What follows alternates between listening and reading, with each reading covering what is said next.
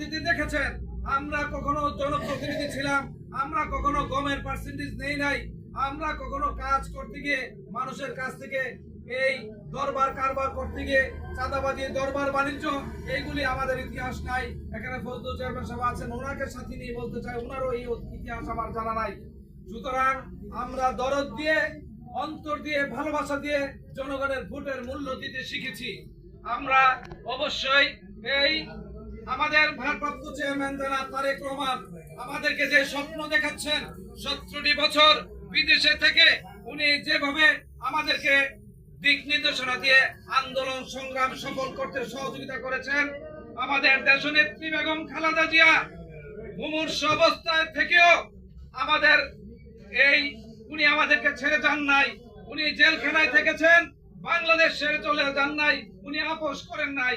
আজকে আমরা একটি স্বপ্নের মাঝে আছি, আমাদের দল ক্ষমতা যাবে, আমরা সেই প্রত্যাশা করছি। আমাদের দল যদি ক্ষমতা যায় আমরা বিশ্বাস করি আমাদের সমস্ত এই বঞ্চনার অবসান হবে, আমাদের এই এলাকার উন্নয়ন হবে ইনশাআল্লাহ। আমরা আপনাদেরকে সাথে নিয়ে, আপনাদেরকে পাশে নিয়ে বিনয়ের সাথে আমাদের নেতাকে আমরা অনুরোধ করব, এটা আপনারা যদি রিভিউ করেন আমরা খুশি হব।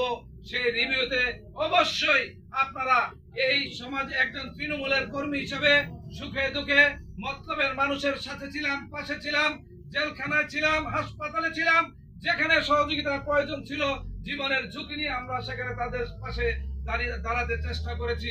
সুতরাং আমরা তৃণমূলের কর্মী, আমরা জনপ্রতিনিধি ছিলাম, জনসম্পৃক্ততা আছে।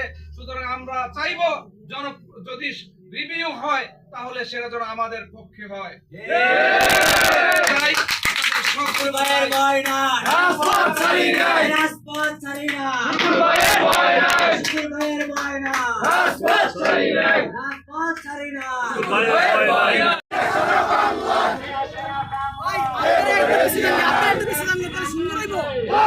শীষে